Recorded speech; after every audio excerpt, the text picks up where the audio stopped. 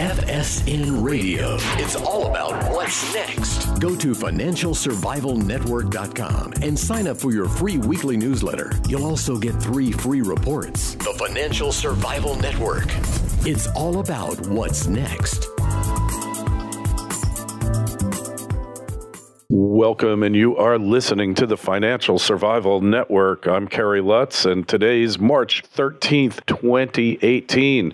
Well, who would think? We're almost halfway through the month. Money, is always on our minds here. Money, and my daughter just left. She's a millennial. Money and millennials. It's an age-old topic of concern here. Actually, not that old a topic, but if you're a parent, you are concerned, how are your kids going to save? How will they be able to buy homes, send their children to college, raise their children so they won't be in abject poverty? These are the things you think about. Oh, as always, join the conversation, be a part of the show. You can send emails to us at kl@kerrylutz.com.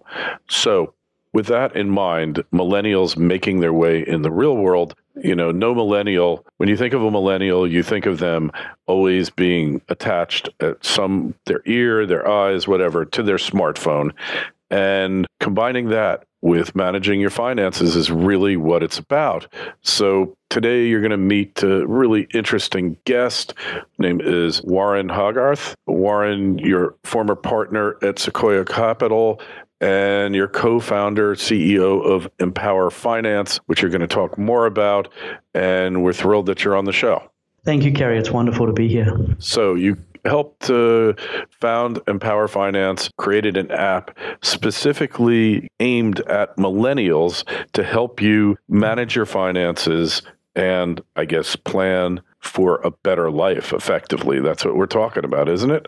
Indeed. And when you look at millennials and you think about money, what comes to your mind? So I go back to sort of my own experiences. So I just scrape in as a millennial, although I'm not probably quite representative of today's millennial who was brought up with a phone in their hand the whole time. And, I'm also an immigrant to the U.S. And when I came here, I was pretty naive about how the system worked. I didn't get a credit card when I first arrived. I had to put down a $500 deposit to be able to get my phone. And then sort of later in life, a lot of these early decisions not to get a credit card, not to use credit, and later on, not to get multiple credit lines have affected my ability to refinance my student loans, to get a car, to the interest rate that I would get on my home loan.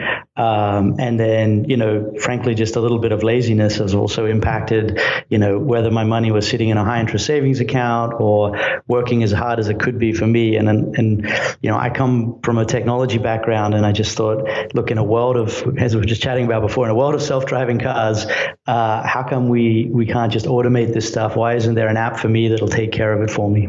So it's kind of one-stop shopping for all your finances.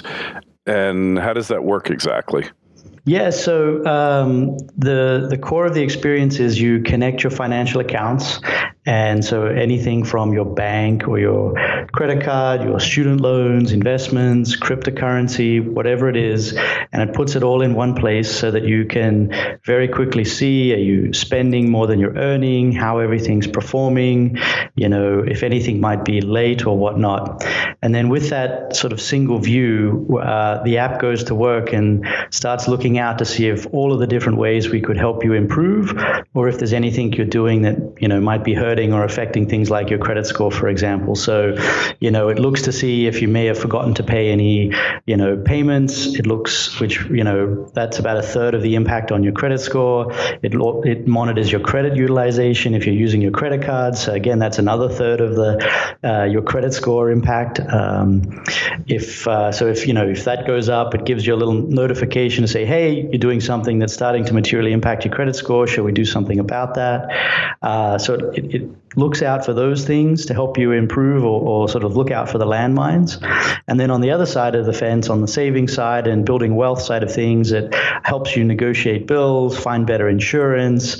If you've got excess cash or you get paid, it'll send you a little nudge to say, hey, now's a great time to put a little bit extra cash aside into your savings account or a rainy day fund or an investment account to continue to build wealth. And so it really just helps you look out for those landmines, capture some extra savings, and build better habits. Well, that's always a good thing. And so obviously it sounds like there's some AI involved here, some artificial intelligence. How does it figure all this stuff out? Yeah, it's, we've come a long way with modern software. As I said, if anyone's had the good fortune of being in like a Tesla or one of these cars with autopilot, you're sort of blown away by what modern technology can do. And so, a lot of finances, fundamentals, again, have you missed a bill? What's going on with your credit utilization? Your credit score went up or your income went up, so therefore you can refinance your loan and save money.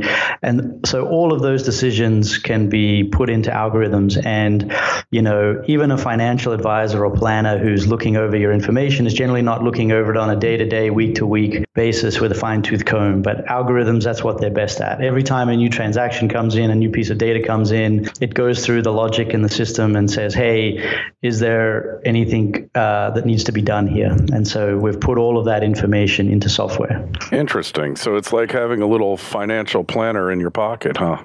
Just like that, except they don't talk back to you too much. But it does gently nudge you, right? It does. So, one of the things we wanted to do is, help people build better habits. So, as I said, one that pops up for me quite a bit is, we look at how much balance you have on your credit card. And there's, if you take your credit card above sort of a 30% utilization, which means, let's say you've got a $10,000 limit, once you take the balance above about $3,000, that starts to materially impact your credit score. For me personally, when I started the company, I was putting a bunch of the bills on my credit card. And 1 month there, even though I've never missed a payment in my life, my credit score dropped 80 points because I shot my utilization up. And so that's just one of those ones that, you never even think about it. And so, you'll get a push message from the app and there'll be a little notification inside that said, hey, we just noticed this went up over that limit today. Do you want to make an extra payment in the middle of the month, for example, to just bring it back down so that the credit bureaus don't penalize you? Similarly, the one that often I find very helpful is it'll tell me every time one of my recurring bills, like my phone bill or something, shoots up, which generally means I've rolled off some kind of promotional period at the my cable company, and it's a great time to call them back up and sort of beat them over the head a bit and get that knocked back down. That makes sense. So as far as when you're getting set up, what information does it want to know? So it takes about 2 minutes to get set up, and you connect your bank accounts to the app. And so we don't store any of your username or passwords, but once you create a connection, we maintain that connection so that it ingests the transactions from your accounts. And you can start off by just connecting one or two to try it out and make sure that it works for you. We find that many of our users over time want that holistic picture because their money's in a bunch of different places. And so that's the process of getting set up. Right. Otherwise, to actually manually link all this stuff, put it on a spreadsheet, be a lot of work involved. Yeah, I think our average user has about 5 or 6 transactions a day. So, you'd be putting in, 200 manual entries a month, which is just a non-starter for most folks. Yeah, I see. And so what kind of success you've got over 200,000 people using the app now. What kind of success stories have you gotten? We've been crunching the numbers recently, and so the average Empower user is saving between $300 and about $1,000 a year, and it comes in a variety of flavors. The average person who uses Empower to negotiate one of their bills is saving around $300 a year. If they're doing a review of their insurance and switching insurance, it's about $460 a year. If they set up we have this feature that's an intelligent autosave. So it lets people say, hey, can you set aside $25-$50 a week for me to put into a savings account or pay down my credit cards every week that I could afford to?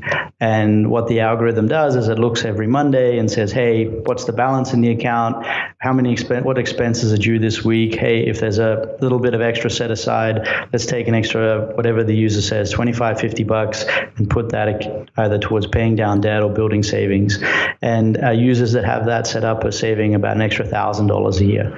Oh. So it's pretty powerful. And people have written in about improving their credit score by 60 points by saving an extra few $100s a month, which they've done everything from, repairing the family Bible to going away on a vacation. I see. So it's really a kind of forced savings. Where does it put the money once it takes it out of your account? So one of the things we were pretty passionate about is that it should go wherever makes the most sense for that user. So if you've got credit card debt, it goes to paying down your highest interest credit cards. If you don't have credit card debt and you're trying to build sort of an emergency savings or a savings cash buffer, it goes into a high interest savings account. We recommend you put it in, Cap One and Goldman Sachs Marcus have like 1.5% interest rate right now. And as the Fed keeps putting up interest rates, that's going to increase. And if you've got a savings buffer, then we suggest you move it over to some kind of investment account. I see. And you can move it over there seamlessly through the app? Yes. So from within the app, you can move it to any credit card, you can move it to any bank account. That's terrific. Like it. And do you have how do you guys monetize this? How do you profit? Yeah, so our core belief is that basic financial wisdom that, the 1% pay for bankers and financial planners, that should be available to everybody for free. And then if people want extra bells and whistles, so if you really love getting deep into your finances and you want custom categories, or you've got a sort of a side hustle or business and you want to be able to, split out your business expenses, we have a premium version of the app, which is just $4 a month that you can upgrade to and pay for. And also, if you want to negotiate your bills or change your insurance, you can do that yourself, and we'll suggest how to do it. Or if you want us to go and do that for you, we'll do it for you for a small fee.